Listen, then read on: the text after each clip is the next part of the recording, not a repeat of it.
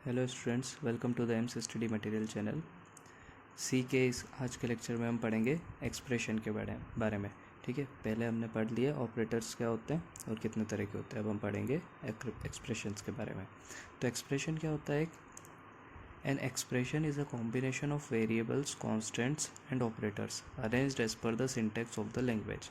कोई सी भी लैंग्वेज है, जैसे अभी सी लैंग्वेज है, ठीक है, तो उस सी लैंग्वेज के सिंटेक्स के हिसाब से वेरिएबल्स, कॉन्स्टेंट्स और ऑपरेटर्स का एक सीक्वेंस या उनका कॉम्बिनेशन, एक जमा हुआ फॉर्म, अरेंज फॉर्म मतलब एक जमा हुआ फॉर्म, क्या कहलाएगा? एक्सप्रेशन। मान लो हमको दो नंबर को जोड़ना है, ठीक है, ए को और बी को क्या करना है? जोड़ना है। ठीक है, तो मैं ऐसा लिख सकता हूँ क्या? A B plus? नहीं लिख सकते। ऐसा लिख सकते क्या? Plus A B? नहीं। हम क्या लिखेंगे उसको? A plus B. तो इससे हमको पता चल रहा है कि ए प्लस बी, तो ए और बी को जोड़ रहे हैं। ठीक है, तो यही हुआ इस लैंग्वेज का सिंटेक्स। ठीक है, अब कॉम्बिनेशन किसका किसका? वेरिएबल्स का, कॉन्स्टेंट्स का, ऑपरेटर्स का, इसमें से कोई सी भी चीज़ें हो सकती है। ठीक है, तो मेनली आपको याद रखना कि ऑपरेटर के साथ जो भी ऑपरेंड आ रहे हैं उनका जो कॉम्बिनेशन होगा उसको एक्सप्रेशन बोलेंगे। ये ऑपरेटर है और ये क्या है? ऑपरेंड्स है। वेरिएबल्स पर इस ऑपरेटर के लिए क्या है? ये ऑपरेंड्स।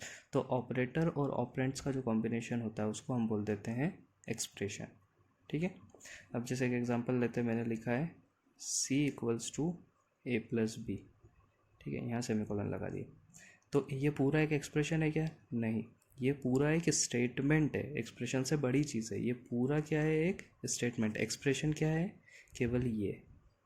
ठीक है, तो यहाँ से एक और चीज़ ध्यान में रख सकते हैं कि ये जो single equal to assignment operator के जो राइट साइड में लिखा हुआ होता है उसको हम बोल देते हैं एक्सप्रेशन, जिसका एक रिजल्ट निकलता है और वो असाइन होगा एक वेरिएबल में।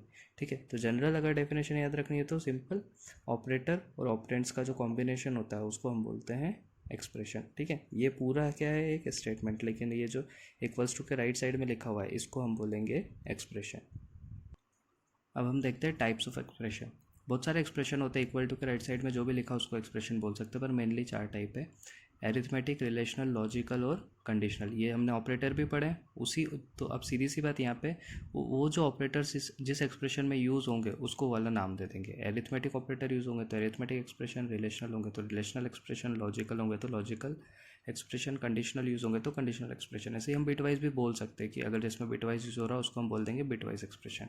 ठीक है, तो सबसे पहला हम देखते हैं arithmetic expression. It consist of operands and arithmetic operators. Arithmetic operator कितने हैं? 5 है, हमने देखे। उसके साथ जो भी ऑपरेंड्स यूज होगा, ठीक है, तो उस पूरे एक्सप्रेशन को हम बोलेंगे arithmetic expression. It computes a value of type integer, float और डबल। ये तीन तरह की वैल्यूज़ को कंप्यूट करता है, तो इंटीजर वैल्यू, फ्लोट वैल्यू या डबल वैल्यू। ठीक है, अब इसमें देखते हैं हम, इसमें तीन कैटेगरी में बोल सकते हैं। ये सिंपल ही है, प्योर इंटीजर एक्सप्रेशन। ठीक है, जिसमें क्या होगा? केवल इंटीग्रल ऑपरेंड्स। ऑपरेंड्स मतलब जो ऑपरेटर के पास में आते हैं, जैसे मैंने लिखा प्लस, ये एरिथमेटिक ऑपरेटर है। ठीक है, अब इंटीग्रल, इंटीग्रल मतलब इंटीजर, जो प्योर इंटीजर है, 10 + 20, तो ये ऑपरेटर है और ये दोनों ऑपरेंड है और कैसे? Integral operand. तो इसको हम बोल देंगे प्योर इंटीजर एक्सप्रेशन। ठीक है, प्योर को हम हिंदी में क्या पढ़ेंगे? पूरे। अगर ऐसा देखें याद करने के हिसाब से, तो जिसमें पूरे इंटीजर होंगे उसको हम बोल देंगे प्योर इंटीजर एक्सप्रेशन। यहाँ पे pure real expression, real word आ गया मतलब पॉइंट वाला, डेसिमल वाला, तो उसमें क्या होंगे? केवल रियल ऑपरेंड्स। ठीक है, तो हम उसमें लिख सकते हैं जैसे 2.5 + 6.2। ठीक है, तो यहाँ पे भी ये रियल है, ये भी रियल है, दोनों रियल है, इसलिए हम उसको बोल देंगे प्योर रियल एक्सप्रेशन। ये याद करने के लिए, जिसमें कि पूरे रियल एक्सप्रेशन है। ठीक है, और मिक्स्ड, मिक्स्ड में इंटीजर भी होंगे और फ्लोट भी होंगे, जैसे इंटीग्रल और रियल ऑपरेंड वो दोनों होंगे, तो उसको हम क्या बोल देंगे? Mixed mode operation expression. ठीक है, जैसे क्या है, डिवाइड कर रहे हैं तो हमने लिखा 7/4। ठीक है, ये तो इंटीजर बाय इंटीजर है। ठीक है, अब इसको एक फ्लोट कैसे बनाए? यहाँ पे क्या कर दिया? 4.0, तो 7/4.0। तो अब इसका आंसर भी कैसा आएगा वो देखना। यहाँ पे क्या है? इंटीजर, और यहाँ पे क्या है? फ्लोट। तो फ्लोट बड़ी वैल्यू है, ठीक है, फ्लोट बड़ा डाटा टाइप है, तो पहले ये जो इंटीजर वैल्यू है ये कन्वर्ट होगी फ्लोट में, मतलब ये 7 का हो जाएगा 7.0 और नीचे क्या है? 4.0। अब दोनों क्या बन गए? रियल, मतलब ये वाला हो गया। तो इसका आंसर भी क्या आएगा? जो भी आंसर आएगा वो क्या आएगा? फ्लोट में आएगा। ठीक है, जैसे 1.75 आया तो ये। ठीक है, अब वो कंपाइलर पे डिपेंड करता है कितने लेता है। जैसे कंपाइलर अगर लेगा 6 डिजिट तो यहाँ बाकी के 4 क्या हो जाएंगे? 0 हो जाएंगे। ठीक है, तो ये क्लियर है, मिक्स्ड मोड।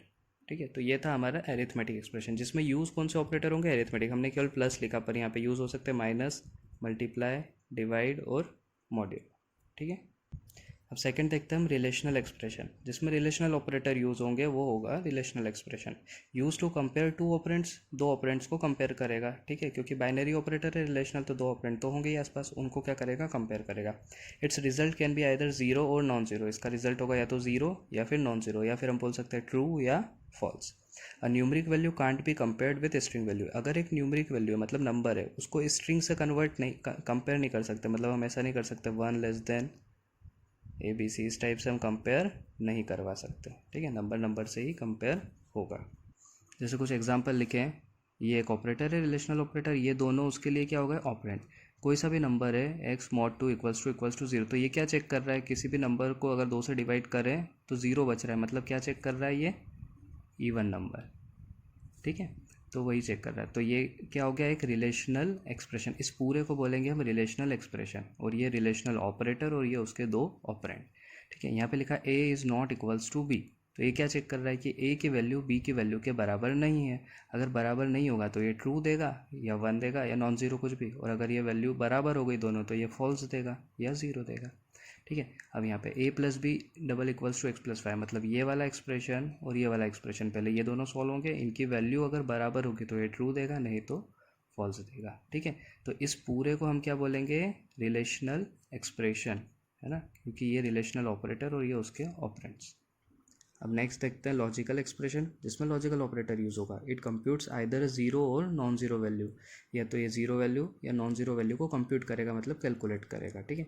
तो लॉजिकल एक्सप्रेशन में हमने लॉजिकल ऑपरेटर देखे, लॉजिकल एंड, लॉजिकल और लॉजिकल नॉट। एग्जांपल देखते हैं, यहाँ पे लिखा है x > 4 and x is less than 6, या लॉजिकल एंड। तो अगर ये दोनों कंडीशन ट्रू होगी तो इसका आंसर क्या होगा, नॉन जीरो या ट्रू, और अगर इसमें एक भी कंडीशन फॉल्स हो गई तो आंसर क्या हो जाएगा, ज़ीरो या फॉल्स। तो इस पूरे को बोलेंगे हम लॉजिकल एक्सप्रेशन, ये लॉजिकल ऑपरेटर है, ये उसके दो कंडीशन है, और इस पूरे को क्या बोल देंगे हम, लॉजिकल एक्सप्रेशन।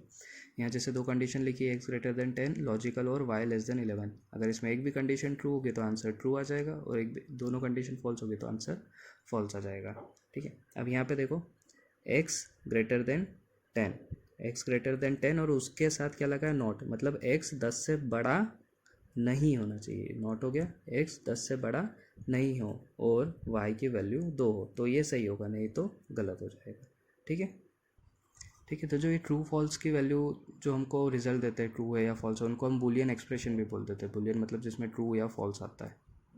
अब लास्ट है कंडीशनल एक्सप्रेशन, कंडीशनल एक्सप्रेशन को हम क्या बोलते हैं, टर्नरी एक्सप्रेशन भी बोल सकते हैं। कंडीशनल एक्सप्रेशन में क्या यूज़ होगा, टर्नरी ऑपरेटर हम लास्ट लेक्चर में देख चुके हैं, इस टाइप का, ठीक है। It returns true if condition is true, otherwise false, ठीक है। यहाँ पे देखो, अब यहाँ पे ये ऑपरेटर और यहाँ पे कितने ऑपरेंड है, 3, इसलिए इसको क्या बोल देते हैं हम, टर्नरी, ठीक है। तो एग्जांपल लेते हैं, value = a > b, then value is a और फिर ये b।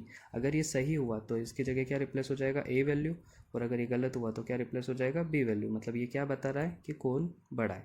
अगर यहाँ पे a सही हुआ तो यहाँ इस पूरे की जगह क्या रिप्लेस हो जाएगा, a, और वो किस में इनिशियल किस में आ जाएगा, वैल्यू में आ जाएगा, ठीक है। और अगर ये गलत हुआ तो क्या किससे रिप्लेस हो जाएगा, b से, और वो b किस में इनिशियलाइज हो जाएगा, वैल्यू में, ठीक है। तो इक्वल टू के राइट साइड में जो ये लिखा हुआ है इसको हम बोलेंगे कंडीशनल एक्सप्रेशन, और इस पूरे को क्या बोलेंगे, स्टेटमेंट है, ये एक स्टेटमेंट है, पूरा कथन है, लेकिन ये क्या है, कंडीशनल एक्सप्रेशन। जैसे एक और एग्जांपल लिखा है, एज इज़ ग्रेटर देन 80, अगर 18 से ज़्यादा है एज तो प्रिंट करेंगे हम कि वो वोट कर सकता है, कैन वोट, और अगर नहीं है तो क्या लिख देंगे हम, कांट वोट, ठीक है। तो ये रिप्लेस हो जाएगा, 18 से ज़्यादा है तो ये वाली चीज़ रिप्लेस हो जाएगी, मतलब कैन वोट प्रिंट हो जाएगा, और 18 से कम उम्र है तो वो कांट वोट उसकी जगह रिप्लेस हो जाएगा और ये प्रिंट हो जाएगा, ठीक है। तो ये अपने आप में क्या है, एक एक्सप्रेशन, क्यों, क्योंकि इक्वल टू साइन नहीं है, स्टेटमेंट नहीं बना, ये अपने आप में पूरा टर्नरी है, अपने आप में पूरा कंडीशनल है, ऑपरेटर है, तो इसको हम बोलेंगे कंडीशनल एक्सप्रेशन, क्लियर है। ऐसे हम बिटवाइज एक्सप्रेशन भी बोल सकते हैं, जिसमें हम बिटवाइज का यूज़ करेंगे, बिटवाइज और हो जाएगा, बिटवाइज एंड हो जाएगा, बिटवाइज और, बिटवाइज एक्सक्लूसिव और हो जाएगा, ठीक है। Bitwise left shift, bitwise right shift, ये पढ़ा हमने। तो जिस एक्सप्रेशन में ये यूज़ होगा उसको हम क्या बोल देंगे, बिटवाइज एक्सप्रेशन। कैसे, जैसे हमने लिख दिया यहाँ पे ए एंड बी, जो भी ए और बी की वैल्यू उसको कर रहे हैं हम इनिशलाइज, और इक्वल्स टू उसकी वैल्यू हम डाल रहे हैं सी में, तो ये क्या हो गया, बिटवाइज एक्सप्रेशन, ठीक है। और ये पूरा क्या हो जाएगा, स्टेटमेंट। तो ये था हमारा टॉपिक एक्सप्रेशन का। ये टॉपिक यहीं ख़त्म होता है। अगले लेक्चर में हम देखेंगे ऑपरेटर प्रेसिडेंस। ठीक है, थैंक यू।